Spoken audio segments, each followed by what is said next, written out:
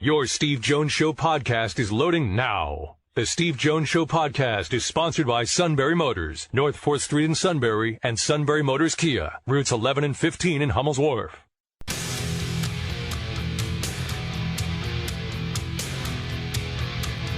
This is the Steve Jones Show on News Radio 1070 WKOK.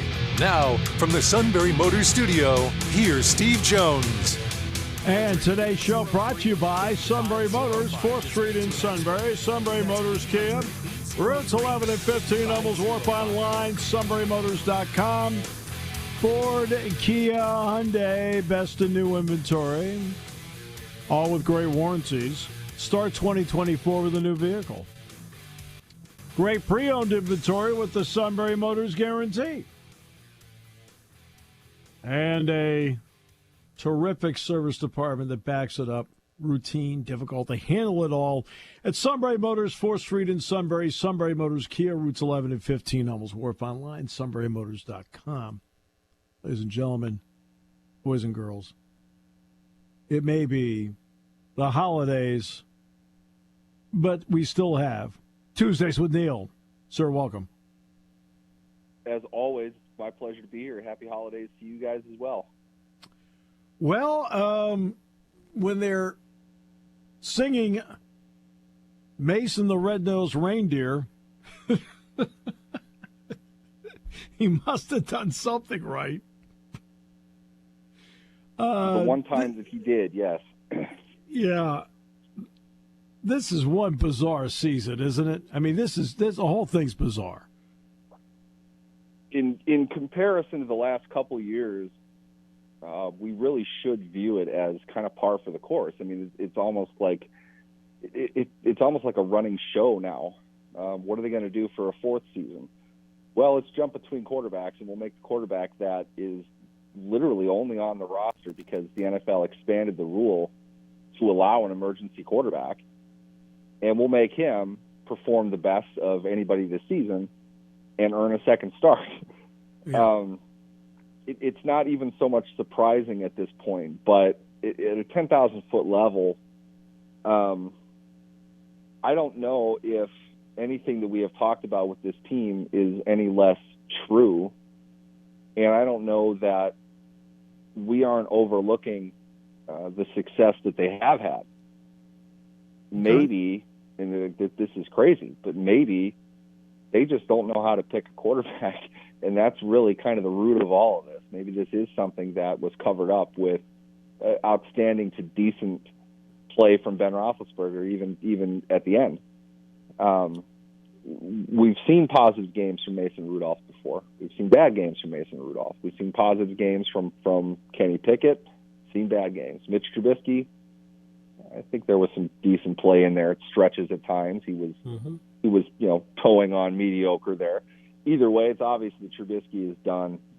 Giving Rudolph a second start and announcing it this early in the week strongly suggests that they were as impressed with his performance as analysts and fans were. They got stuff done. They made plays, which is not really something that they've done. In my mind, it was really you had to. What that means for Pickett, not entirely sure, but we shouldn't be surprised at a 10,000-foot level that the season might wrap up with the most mild quarterback controversy in the NFL. I think it might end up with that as well. Wouldn't surprise me. Not to suggest that I have full confidence that Rudolph can go into Seattle facing a very similar Seahawks team to the Steelers and put up the same type of performance he did, because in fairness, Cincinnati did not play a good game. Defensively, they were a mess. That was really, really bad. Mm-hmm. I don't know if he's going to do the same thing, but if he pulls out a win, the playoffs are going to be on the line. That next week with Baltimore, it looks like they're all but clinching the top seed in the playoffs. So it might be a must-win game for Pittsburgh. It might not be incredibly important for Baltimore, but they're probably going to play their guys. So you might need to put your best out there and let it rip. But as we've seen, everything can change, and it probably will between now and this time next week. Yeah. Well, I want to get to quarterbacks in two different veins. I'll get to Lamar Jackson in a moment. But the Patriots and the Steelers are two teams that defied the NFL system by being relevant at or near the top of their division or in the conference for 15 to 20 years. That's not how the NFL is supposed to work. It also is no coincidence that Brady and Roethlisberger were there for a long time. The Steelers have not had to evaluate a quarterback for a draft in almost 20 years. Is this part of the problem? The same thing with the Patriots. The Patriots did not have to evaluate a quarterback for the draft for 20 years. What kind of problem is that when it's a process that you're not really used to every 5 to 7 years? You know, there are two things in there that I think is important. We cannot say, based on their comments, that they are very confident with the quarterbacks that they've brought in. 4 of them who have played. They're very confident in them. Maybe they're given the song and dance, which is to say, yes, they are, but we can't go off much beyond what they're telling us and beyond what we see. If they're confident in those quarterbacks, they're missing the evaluation piece of it. But, and this is what is ultimately, to me, what it really comes down to, that operates under the assumption that you automatically missed out on a really good quarterback at some point. And while, in a literal sense, when there's a great quarterback available in round 5 who lights the league up, yes, you missed out on a quarterback. But by and large, it just isn't to act as if there's an infinite supply of high-level quarterbacks is just simply not true. And we all know that. Kevin Colbert's comments that we saw Mason Rudolph as a first-round pick, everybody wants to jump all over that. It's really interesting to me because they didn't take him in the first round or the second round. Mm-hmm. Okay, they had chances to take Mason Rudolph, this first-round prospect, but they didn't take him. So how much do you believe that that's how they felt of him? Looking around the league, you see the level of play at the quarterback position this year, probably more than any, because it seems like there's a backup playing in every game now. You're not finding many of them who are capable of being outstanding for most of your 17 games. I thought Patrick Mahomes played pretty well yesterday. I thought he played very poorly in a lot of situations. And I saw Lamar Jackson play maybe the best game he's ever played. Mm-hmm. And I've seen Lamar Jackson not play well a couple times this season. Yep, that's right. Jackson's probably the MVP of the league. I think the level, the standard that was set by Tom Brady, Peyton Manning, Ben Roethlisberger, Aaron Rodgers, Drew Brees, go on and on. We had what I think we're going to see is a golden era of quarterbacks. And there just aren't those quarterbacks right now. I don't think that they are good enough to put a team on their back and run for as long as as the season takes them, which is what we're used to, you know. We're not 100% sold on Baltimore up and down, although they played very well last night. I definitely would see them as a favorite, but would it be shocking if, say, Buffalo beat them? Now, the darling quarterback used to be Josh Allen. He didn't keep it going. They're having to fight from the outside in. These are quarterbacks that, in Allen's case, required both extra capital to move up and get and a bad season to get by the Bills. The Chiefs had a good season. They gave up a boatload of capital to move up to get Mahomes, incidentally, with Buffalo. Jackson was taken 32nd overall. The Ravens took somebody else in the first round before they traded back to get Jackson. Right. So there are multiple ways to do this, but it's not what you have to give up. It's the quarterback. Because we've seen, I think I don't have it in front of me, but it's really interesting that the complete lack of success with the second overall pick being used on a quarterback and the amount of capital that's being given up. Teams drafting second and taking a quarterback isn't all that common. It's certainly not in comparison to the amount of number 2 overall picks that are being made on quarterback. Teams are trading up to that spot to get a guy, and they're not doing particularly well overall. It's really hard to be a successful quarterback. And it takes more than just where you are in the draft. It takes more than just who you can sign in free agency. There's just a ton of things that go into it, and all of those things need to be firing at once. And this is something I would have said about Philadelphia, but what's happened to them? You know, right. I just think Tom Brady, to some degree, I think is correct. I think it's not as disciplined a game as it was 5-10 years ago. Yep. It's not a question of talent. I think that the teams just aren't as good. They can win games, but they're flawed. Who's the best team in the NFL right now? Mm-hmm. You know, it's hard to make that determination. And really, that's what should happen in the NFL, in the evolution of the NFL. They want it to be parity-driven. They want equal footing, more or less. You know, they want 26 of 32 teams to be relatively competitive amongst each other, and they are. It's just we're used to seeing the dominant team put up huge numbers and just boat race somebody on a week-to-week basis, and that just doesn't happen. To some degree, that's because I don't feel the quarterback talent is as high, and to some degree, it's a lack of that quarterback level rising the way that it has in the recent past. And teams have built themselves to be very quarterback heavy, and they don't have a good quarterback, so they're not doing much. I almost feel like the Steelers are the perfect example of this because they've won 8 games for each of the last 17 seasons, but the last 5 have been with below standard quarterback play. They found a way to win games despite that. Now, they haven't had any other success, and maybe that's because of the quarterback. In fact, I'd argue that it is. But they're not overall, their teams are just not as good as we've seen the top teams of the past be. And I think people are really starting to feel that, even if they're not being able to put it into those words. A point I've made before, and probably going back a year I made before, but it's worth revisiting. When the Ravens beat the 49ers, the Ravens went to 19-1 against NFC teams with Lamar Jackson at quarterback. The one loss was to the Giants a year ago at MetLife, and the Giants were a playoff team that advanced last year. That was the game where Barkley at the end did the hook slide at the 1-yard line to run the clock out. And part of this, at least my theory is, Neal, the reason that AFC North teams have success against the Ravens is they're used to seeing how Jackson plays the game. He's still greatly skilled, but they're used to seeing how he plays it. They know how to defend it. When you only see it once every 4 years, you struggle with it. And I think that's why they're 19-1 against the NFC. They don't see him that often.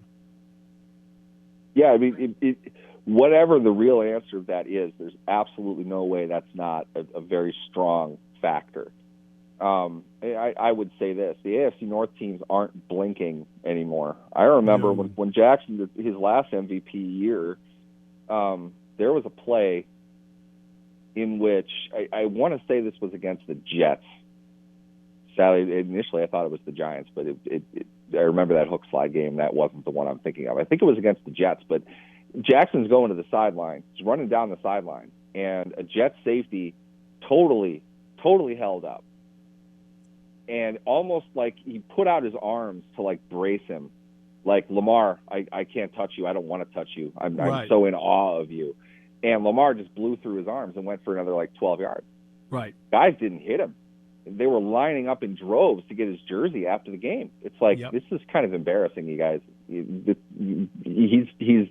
He's a great player. In my opinion, he's a Hall of Fame player. He's not a deity.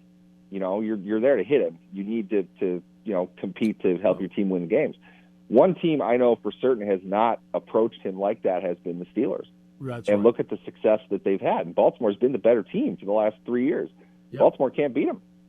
I do think there is a certain level of awe, and the hype comes with it. You know, people were beside themselves last night. I saw the same thing, Neal. He'd get near the sideline against the 49ers. They all backed off, and then they pat him on the helmet. It's like, exactly. What are we doing? Exactly. They want to get in with the extreme superstar, you know, and it's. you can't play him like that for obvious reasons, because I've said this a lot in the past. One of the genius things that the Ravens did, and it was under Greg Roman initially, and they're continuing it under Todd Monken now, but they taught Lamar how to work angles, and they really got it into his head to live for another down. When you need to go down, go down. That's your job. And yep. they ran a lot of stuff. That first year, they ran a lot of stuff toward the sideline. They flowed him toward the sideline and gave him easy exits. You know, the big plays he made, he'd bust through A gap and cut back and make somebody look silly and go for 60 yards. But by and large, he chipped away at you. He became such a weapon because you could give him one read and he can escape. And they're not going to keep up with him step for step. But he didn't try for more. So he didn't turn the ball over as much as the average running quarterback who carries as much, carries at that level does. He'd get out of bounds. He didn't get tackled very often. Right. Last night, that was the big thing for me. It was back to that. He was doing the same types of stuff. San Francisco either missed him or never got a clean hit on him. And a lot of it, I've always wondered how much of this is star power on the field. They're afraid to hit him. And I get that there are penalties involved, but he's a runner in the open field. If he's not going down, I don't understand why you're holding up so much. You know, if there is one guy in the league is going to run the ball, it's him. So it wouldn't surprise me if that's a part of it, just the awe that he brings. And he's a historical player. There's no doubt about that. Right. But if Brock Purdy's going to the sideline, they're going to nail him. Yeah, exactly. That's what I mean. They don't have any respect for Brock Purdy at all. And the Ravens didn't last night and gave him, you know, what I would imagine will be the worst game of his career, regardless of how his career ends. You can't do a lot worse than what he did last night. And Jackson was excellent. You know, when you have a player that can dominate the game to that level, and then put a fantastic defense on top of it, and this is usually where we get into this mess, the MVP, sure, is Lamar Jackson, but let's not discount how good Baltimore's defense is in what should be a more high-level offensive game in the NFL. They are flat-out destroying teams defensively. It's really, really hard to move the ball on them. And they're not like a power-stacked unit. They've got a lot of very good players, but they're all really good, and they're deep, and they're being coached up very well. Lamar's going to get the headlines, and rightfully so, but, man, that defense is tough. I don't know how people are going to score on them, and maybe that's really the challenge that they face. But Lamar can play with a lot more freedom and control the ball, control the clock. He made good decisions last night. Didn't hit every throw, but made good decisions. And, you know, I don't think he even really put all that much effort in. It just steamrolled a team that I don't know what was wrong with San Francisco's defense last night. Just a terrible game from them, and a lot of it, in my opinion, is just that's what Jackson can do to you if you're not able to contain him. And then the other part, too, is that, you know, the secondary's played well for Baltimore. They can rush the passer. But Smith and Queen, those two linebackers, right, in a world where it seems like linebackers are de-emphasized, those two wreak havoc all over the field, and everybody would like to have them, just like everybody would like to have the combination of Warder and Greenlaw. Yeah, when you have to pay for that, it's a different story, and you have to have a defense that needs to emphasize them on 3 downs, and that's what they do. They don't. The Ravens don't play dime very often. But I would say this: what helps with all of that is the value you get in Kyle Hamilton. I think Kyle Hamilton's the best player on that defense. Really good. He's everywhere. Very smart player. They can use him at 2-3 levels even. Mm-hmm. It's similar to what the Steelers do with Minkah Fitzpatrick. But Hamilton's a more physical player. He's getting to the ball at a high rate, and you're seeing, you know, the opportunistic value of being at the right place at the right time. And the value of that for that defense is huge. But having that middle solidified, you know, 2 linebackers with a safety behind it, it forces everything into certain areas, and everybody else knows where that's going. Then it's a built-in cheat code. You know, that you can suffocate a team with a lot more success. Now, I thought San Francisco would be kind of an antidote to that, but they got enough pressure on Purdy that they couldn't exploit the flats where they don't really have the athletes to keep up with a guy in the short space like McCaffrey, and use Kittle to get down the seam occupy where their strength is. I don't think they really got out of the garage. They got just destroyed in the second half. That didn't help, but it wasn't a great game from San Francisco overall. But Baltimore forces opponents into those kinds of games, and that's why you see them, whipping the better teams in the game when they play.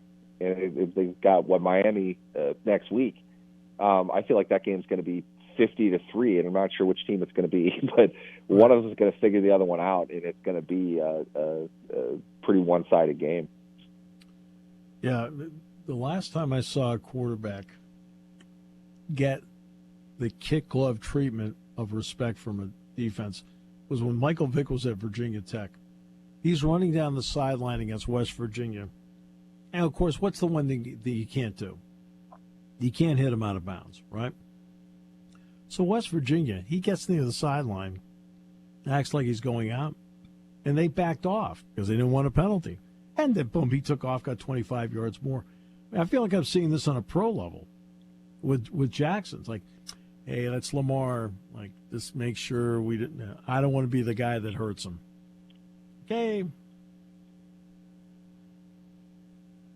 If you have to hold up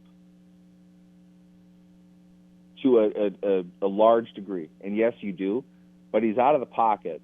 If he's running square down the field, you're hitting him like you would. You have to kind of, in a way, brace for his slide, but it's not as if it's impossible if you're looking at him. When you put your head down and ram it into his chest, right, yeah, you're going to get stuck with that. If he's going to the sideline, yes, but you can, shield the escape route toward the sideline and force him to go out of bounds without having to hit him out of bounds. Yep. That's what they're coaching the players to do. They seem to forget that in the heat of the battle, though, and that's where the problem lies. Compound that with the fact that this is Lamar. I've got to, I need to pay homage to, one of the most electric players ever to set foot on the field, which is what I thought of when I saw Michael Vick play. And going back to that, I think you're exactly right. The Virginia Tech stuff, they did not see a guy like him. There was nobody like Vick. And you would know this better than me, but his memory serves me. It's not even like Virginia Tech was all that good. That's how dominant Michael Vick was at that level. That's right. To see that now is kind of funny in a way, because this is the generation that came out with Vick at his height when they were reaching 8, 9 years old, whatever it was. Vick is dominant. They're getting a lot of the evolution of the game from him, and Jackson is a better version of that. He's a better runner. He's a better passer. With more mobile quarterbacks, certainly at the college level, but plenty of them in the NFL as well, you should be more used to that, is all I'm really saying. Don't pick up penalties, but I don't know how many guys even hit Jackson. I really don't think it doesn't feel like he gets tackled very often. He gets sacked, but when he's in the open field, he knows exactly when to go down. He knows when to get out of bounds. Yep. So you're playing up to the point where he has to make one of those decisions. And I think the hesitance that they display is shown right before he's going to make that decision. Lamar has that kind of last second sense when to go down, when to get out of bounds, and he's making the defenders make that decision of when he's going to do it, and a lot of them don't. Well, Happy New Year. And, Happy New Year to you guys as well. We will talk next Tuesday. Definitely. Thanks for having me. Neal Coolong joining us on the show. Today's show brought to you by Sunbury Motors, 4th Street in Sunbury. Sunbury Motors Kia, routes 11 and 15 in Hummels Wharf, and online at sunburymotors.com here on News Radio 1070 WKOK.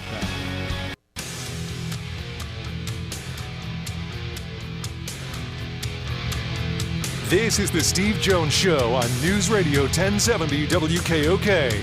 Now, from the Sunbury Motors Studio, here's Steve Jones.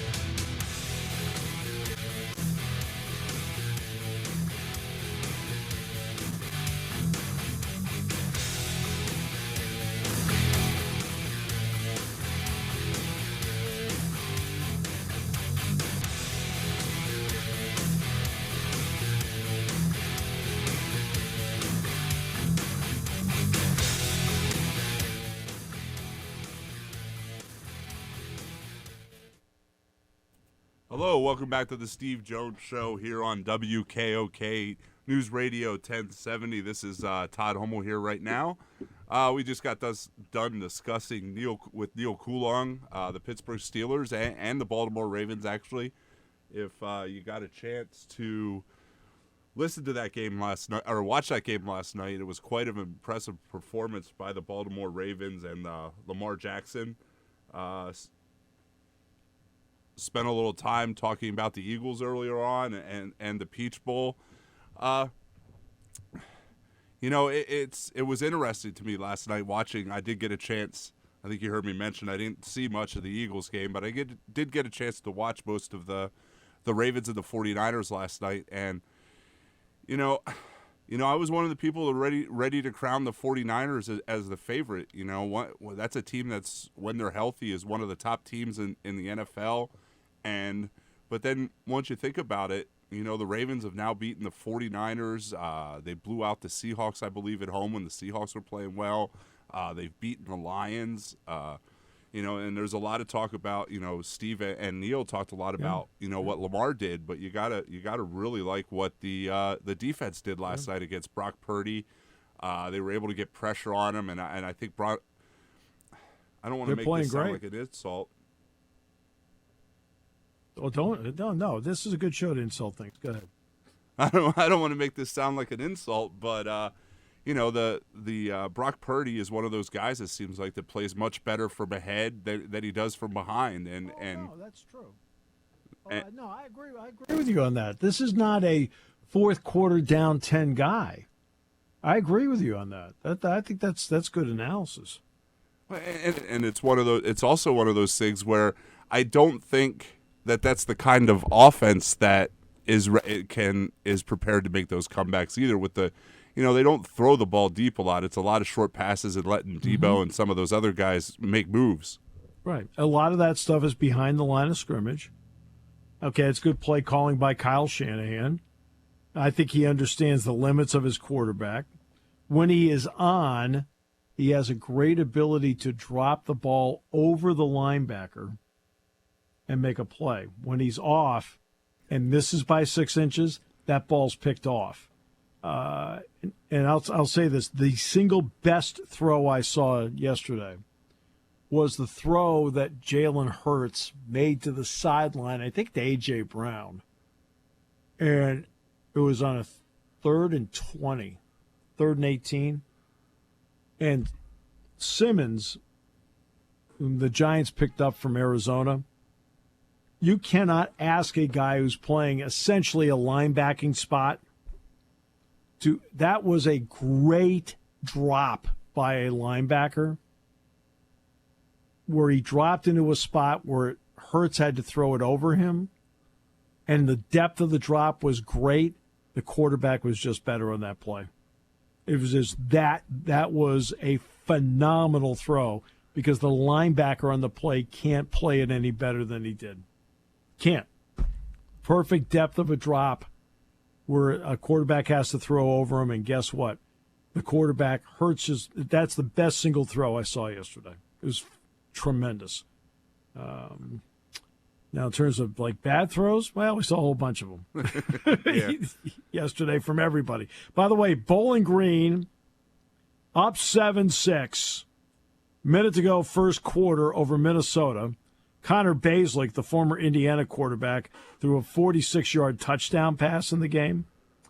Minnesota scored a touchdown and decided to go for 2 points, utilizing their kicker. I know you're shocked. It didn't work. But look, it's a bowl game. You throw a couple of extra plays in. You get to practice it. This goes back to what they did was they shifted, okay? So now they move the entire offensive line over to one side, okay? The ball is snapped, and the kicker tries to run it himself and missed by 6 inches of getting in. Now, what they wanted to do was they wanted to throw it to the guy who snapped the ball, right?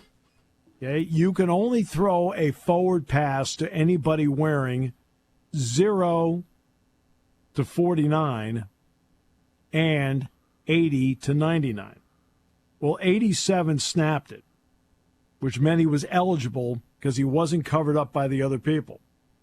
Right? So the concept's great. It's the same play Penn State tried to run against Michigan with Tyler Warren. All right? And, yeah, hey, look, years ago, I'll tell you a story. Penn State, it was the first time Rip Engle had ever coached a bowl game in his career. Penn State had last gone to the 48 Cotton Bowl, 47 season. Wally Triplett, Steve Suey, and those guys played to a 13-13 tie with Doak Walker and SMU. Well, Penn State had not gone to a bowl game between that point and the 59 Liberty Bowl. And Penn State was going to play Alabama, Bear Bryant. So Rip Engle called Bobby Dodd, Georgia Tech. You know, old friends. He said, hey, look, he says, you guys go to bowl games all the time. He says, we've got so much time in between the end of the regular season and this bowl game, which, by the way, the Liberty Bowl was played in Philadelphia at old JFK Stadium, which back then I think was just called Memorial Stadium. JFK wasn't even president yet, but it was called Memorial Stadium. And so they're going to play Alabama there in the Liberty Bowl in Philadelphia. And so what Bobby Dodd told me, he says, look, put in a play that's completely different than anything that you've had all season. That way they have to practice it and concentrate on it. Okay, great. Appreciate that. So the play that Rip decides to put in for Penn State is a fake field goal with Galen Hall as the holder. So they run it, they get good at it, they run it, they get good at it, they're fine, and they finally play the game. The game ends up being 7-0. Penn State beats Bear Bryant in Alabama. 7-0. The winning touchdown was a fake field goal from Galen Hall to Roger Kaufman, and Penn State won the game. So, yeah, you put in plays in your bowl practices just to make it fun, juicy, and exciting for everybody, which is what P.J. Fleck was doing. It just didn't work. He didn't get in. But it's still fun. I see more fun plays in bowl games than I do during the regular season because people are just trying stuff, which is fine. I think that's great. They're just trying stuff.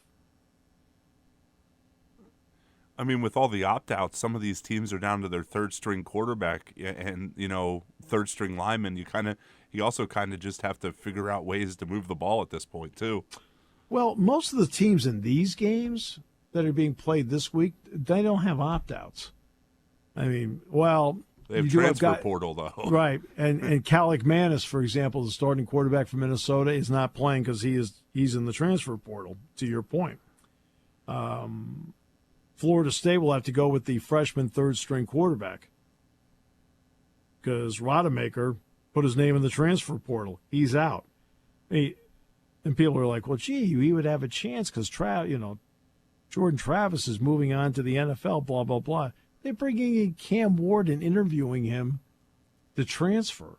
When they're sitting there and they're interviewing for your job that you think you should have, maybe you should leave. And that's so he's transferring out.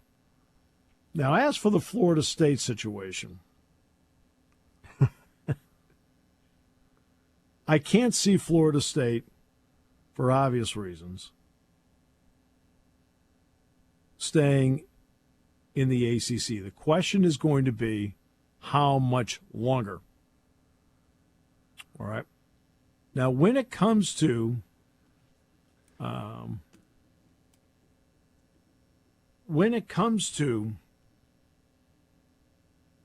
the legal side, I'm not going to sit here and pretend I'm a lawyer. I'm barely pretending I'm a sportscaster. Okay. But remember that Florida State's administration not only signed this grant of rights document once, they've actually signed this grant of rights document twice. So from a legal standpoint, I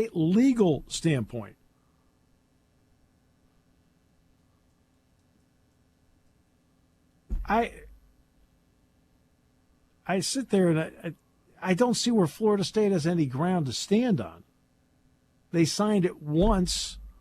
Oh, and by the way, they signed it again. They've signed it twice. Now, as for them staying, if you're the ACC, do you want this disgruntled member sitting there disparaging you, every 3 or 4 days? No, but I'm telling you right now, I'm not going to sit there and negotiate some sweetheart deal for him either. Oh, I'd negotiate a deal. Right? Yeah, I'd negotiate a deal. But you can't sit there, and if you're the ACC, you can't sit there and negotiate a deal that doesn't benefit the other members because you're losing somebody that is critical to your next TV contract anyway.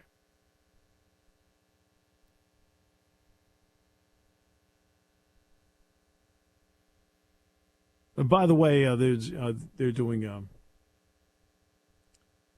James Franklin met with the media today. He was asked about Kalen King practicing today. So, again, and James is right about this.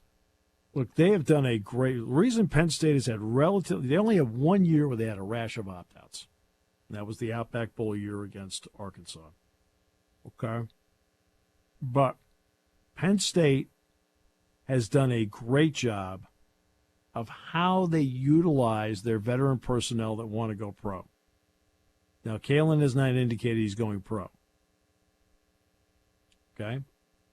And he said today, there are different times in college football. These are different times in college football, and we've really worked hard to create a relationship with our players that there can be open and honest dialogue. I've tried to create an environment where there's no reason to opt out. There's a way to do this where the player, family, agents, whoever, everybody's comfortable with the plan. To be able to finish the season with your teammates is important, but I also understand the challenge of it. Kalen was great. Kalen's parents were great. Came up with a plan. Everybody's comfortable with it.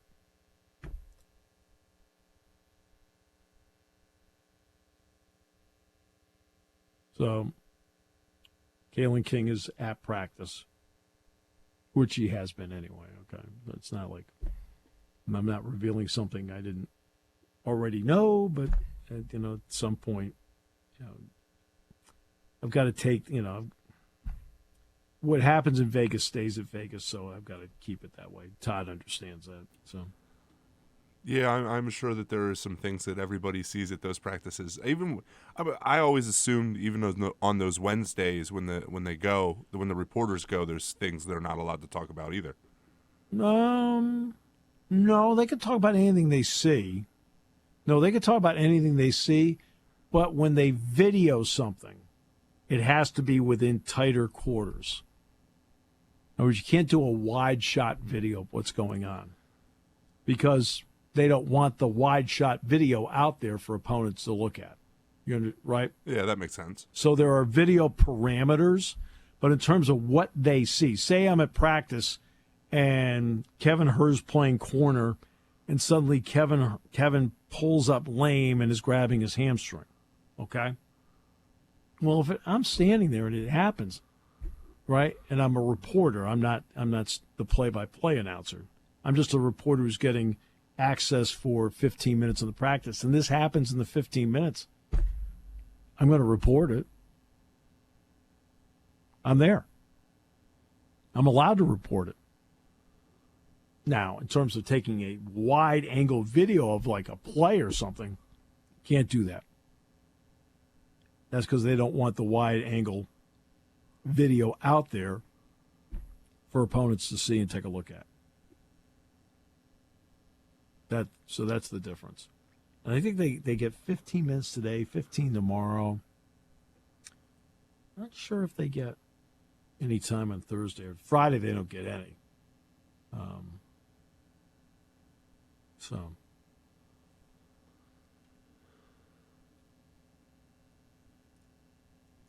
So there you go. I mean, that's, I thought that was like the great answer that just explains all this. And I've talked to James about this before, because obviously I've been there with him since day one. And it all started with how they worked with Barkley. Barkley, now, the 92-yard run in the Fiesta Bowl, okay? They're working it out where Sanders is going to play, he's going to play, and Sanders is playing in the game. But Barkley's getting, a couple of series here, series there, the whole thing. Well, this was a series where Sanders is supposed to be in, and Barkley goes running out there. They're like, well, what are you doing? He goes, no, I want to play.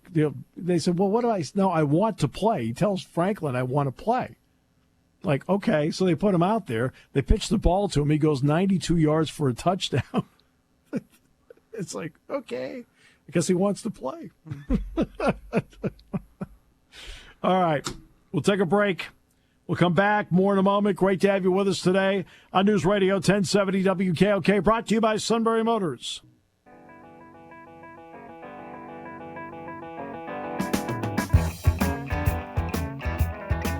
See the suit moonwalk to this. Or to Steely Dan? Absolutely. Oh, no. He'll moonwalk to anything. Wow. That's post-Christmas party, though. Look, to him, every day's a party. You know that. Yeah, it's one of the reasons why it took you so long to come back.